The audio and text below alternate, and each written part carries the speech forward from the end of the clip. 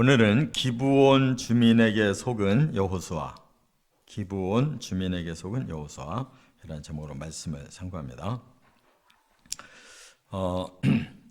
앞에서 이제 여리고 성부터 이제 승리를 거두었는데 아이성을 한번 실패했다가 다시 이제 깨닫고 아이성을 다시 승리를 거뒀습니다. 그 다음에 세겜이라고 하는 조금 더 중앙으로 올라가면 이제 그 양쪽에 산이 있어요. 그리심산과 또 에벨산 두 산에서 이제 그리심 쪽에 6지파, 에발산 쪽에 6지파가 서서 여호수아가 율법을 축복과 저주의 율법을 낭독할 때 모든 제사장들이 또 합창을 해서 성도들이 아멘, 아멘 하는 이런 축복과 저주의 선포를 했다고 그랬어요. 그런데 이 세겜도 고대 도시인데 전쟁했다는 말이 없는 거 보면 아마 그곳은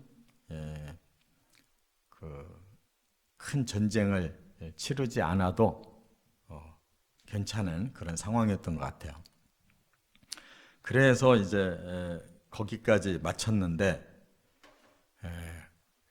그 전쟁의 본부가 어디냐면 길갈이에요.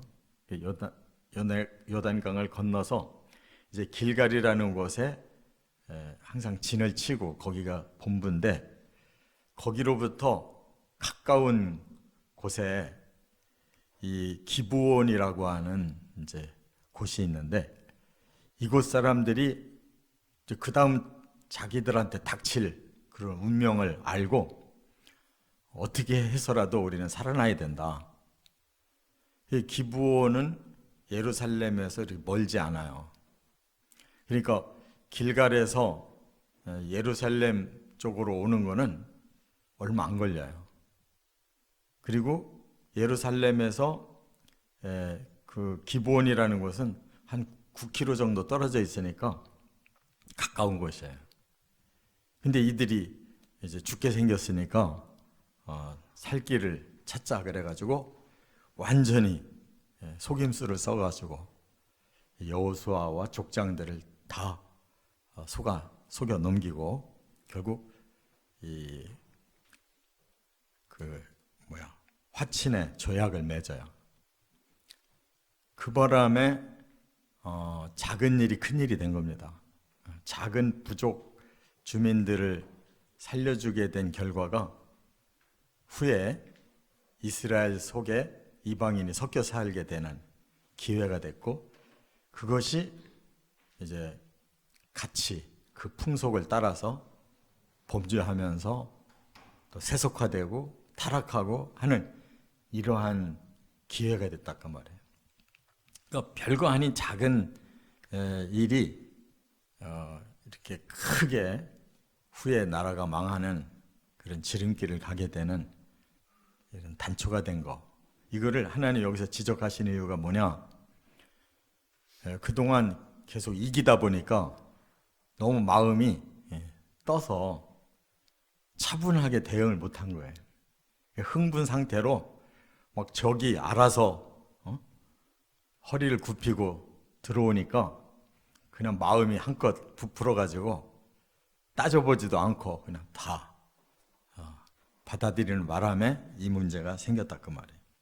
그래서 이것은 신앙 상태, 하나님 앞에 사는 하나님의 사람들의 신앙 상태를 여기서 점검하게 만드는 겁니다.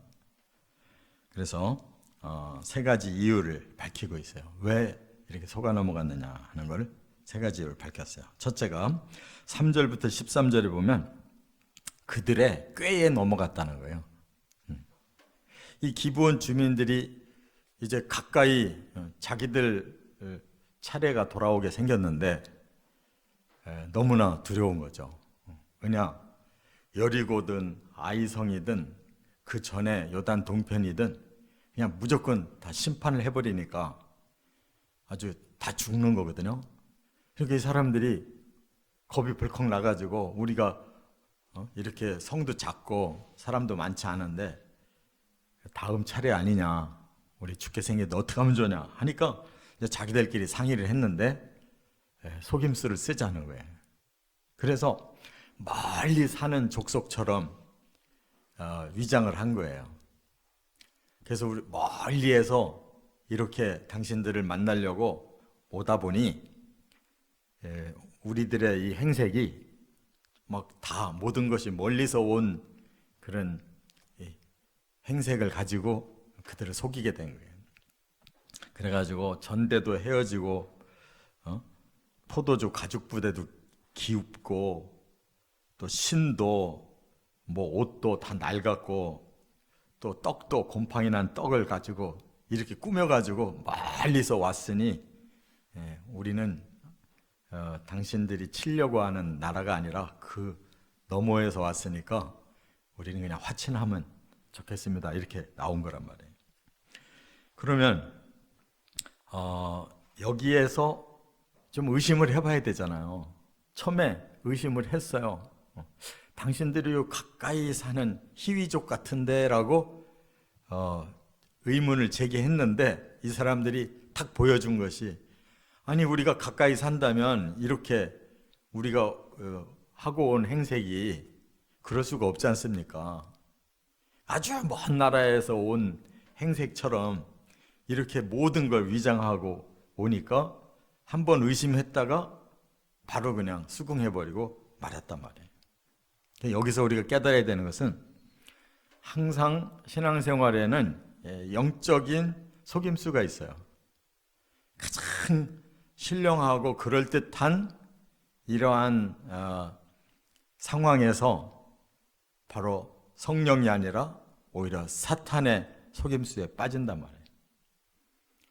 그래서 이 교회에서도 보면 뭐 부흥회 하다가 사람들이 그냥 성령 받았다고 하는, 나중에 보니까 악령 받아가지고 사람이 도는 사람들도 있고, 말씀이 너무 좋다고 해서 따라 들어가다 보니까 이단에 빠져가지고 헤어나오지 못하는 사람도 있고, 이렇게 사탄의 방법은 속임수를 쓴다는 거예요. 가장 그럴듯한데 알고 보면 정반대로 범죄를 저지르고 또 악한 풍습에 물들고 우상 섬기게 되고 결국 완전히 하나님에게서 멀리 떠나는 이러한 사탄의 꾀임이 있다는 거. 그래서 영적 분별력이 있어야 되는데 승리에 도취한 여호수아부터 그 족장들이 이 영적 분별력을 잃어버렸어요. 이와 같이 우리는 한 순간도 마음이 들떠 있으면 안 된다. 사람의 생각으로 함부로 해서는 안 된다는 걸 깨달아야 됩니다. 두 번째 14절 더 구체적인 이유를 말씀했는데 여호와께 묻지 않았다는 거예요. 기도도 한번 안 해본 거예요. 이 이스라엘 백성들은 하나님과 항상 이렇게 기도하고 응답받는 관계가 돼 있잖아요. 그럼 하나님 앞에 물어봐야 될 거 아니에요.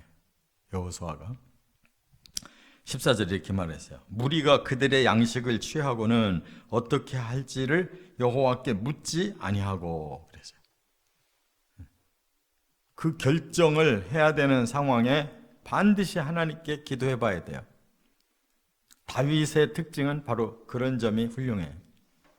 다윗은 피난 시절 10년 동안에도 간혹 자기들이 오히려 이스라엘 백성들을 위해서 이방 군대와 싸워야 될 상황이 왔을 때, 지금 몸을 피신하기도 힘든 상황인데 그렇다고 해서 이렇게 전쟁에 참여했다가 오히려 사울이 뒤쫓아오면 옴삭다성부터 죽지 않냐 이거예요. 그런데도 다윗은 아니 내 민족이 이렇게 블레셋에게 고난받고 있는데 어떻게 그냥 나만 숨어있냐. 그래서 하나님께 기도해 봤다는 거예요. 이 상황에서 하나님 어떻게 하면 좋습니까? 하나님이 가서 전쟁해라.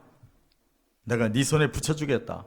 그러면 나가서 전쟁을 이기고도 또 사울에게 위협당하지 않고, 이게 하나님이 응답 주시면 그 다음 결과가 좋게 이루어져 왔거든요. 근데 여호수아는 그렇지 않았어요. 지금 승리에 도취해 있기 때문에 자기들이 뭐든지 다 지금까지 성공해왔다 이렇게 생각하는 거예요.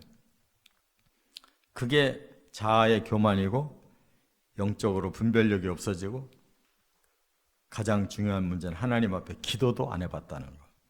이게 가장 큰 문제다 그 말입니다. 그렇기 때문에 우리가 기도 생활이 얼마나 중요한 건가 하는 것을 깨달아야 돼요. 그래서 성경에 보면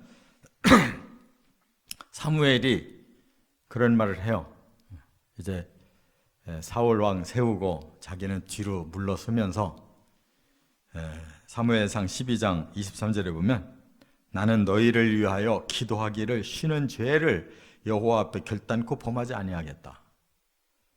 이 사무엘은 은퇴했어도 나는 이스라엘을 위해서 하나님 앞에 끝까지 기도하겠다. 사역을 은퇴한 거지 신앙생활과 기도를 은퇴한 건 아니잖아요. 그러니까 우리가 하나님 앞에 기도하는 생활은 꾸준히 해야 되는 거예요. 이게 성도들이 아니 나는 이제 시무에서 끝났다. 나는 이제 명예다. 기도의 명예가 어디 있어요? 오히려 하나님 나라 갈 나이가 가까울수록 기도는 더 열심히 해야지. 말씀은 더 열심히 읽어야지. 이처럼 데살로니가 전서 5장 17절에도 뭐라고 말씀했어요? 쉬지 말고 기도하라. 기도는 쉬지 말아야 돼요. 기도 은퇴하면 끝장나는 거예요. 깨달으시 바랍니다. 끝으로 세 번째, 15절에 보면 경솔하게 맹세했다는 거예요. 아니 맹세까지 했어요. 맹세는 하나님의 이름을 걸고 약속하는 거예요. 지들끼리만 약속했으면 괜찮은데 하나님의 이름으로 서로 이렇게 사이좋게 살자라고 하나님 이름을 걸고 이렇게 맹세를 해줬단 말이에요. 그냥 조약만 맺으면 되는데 믿는 이스라엘이 우리 하나님을 믿는 사람이니까 우리 하나님 이름으로 맹세하겠다. 하나님 이름을 자기들이 마음대로 팔아먹은 거예요. 그러니까 빼도 박도 못한 것이 됐다는 거예요.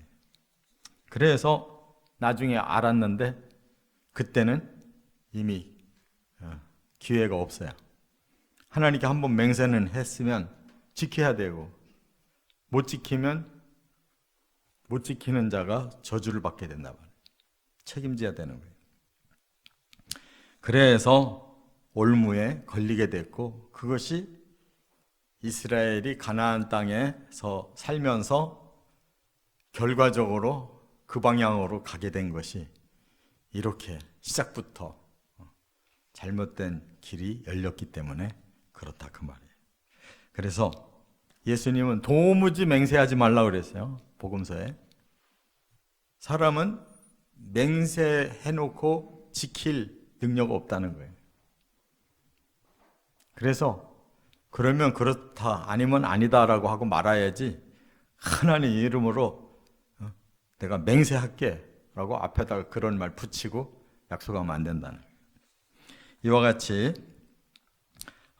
기브온 주민들이 속임수를 썼는데 넘어가고, 하나님 앞에 결정적으로 기도해 봐야 되는데 기도 안 하고, 인심 쓰느라고 하나님의 이름으로 맹세까지 해주는 바람에 이렇게 기브온 주민들이 그냥 살아나게 됐고, 그들이 이제 자기들이 스스로 우리는 당신들을 섬기고 살겠습니다 해가지고 기브온 주민들을 종으로 부렸단 말이에요.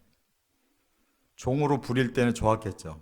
우리가 옛날에 노예였었는데 지금은 주인들이 돼가지고 저렇게 종들을 부리면서 살으니 얼마나 이거 복 받은 거냐 했을 테지만, 그 종들이 언제까지나 종이 아니잖아요. 나중에 자꾸 섞이는 거예요. 그래서 결국 이스라엘이 망조들게 된 첫 스타트가 이거란 말이에요. 앞에서는 아간이 도둑질한 것이 개인의 죄라면 지금 여기서는 공동체의 죄, 특히 지도자의 죄가 여기에서부터 시작되는 거란 말이에요. 그러니까 하나님은 지금 굉장히 논리적으로 말씀을 하고 계신 겁니다. 왔다 갔다 막 하는 게 아니에요. 순서대로 이스라엘이 이렇게 하나님과 함께 할 때는 승리해 나가고 자기들 멋대로 할 때는 이렇게 나쁜 짓을 저지르고 공동체도 엉뚱한 짓을 저질러서 그들의 미래가 결국 이런 문제로 점점 죄짓고 세속화되고 망하게 됐다라는 것을 보여주는 거예요. 우리는 항상 성경을 읽고 거기에서 뭐를 하나님이 메시지를 주려고 하는지 그걸 꼭 붙잡고 그 문제를 반드시 해결해 가며 살아가시기를 주의 이름으로 축원합니다.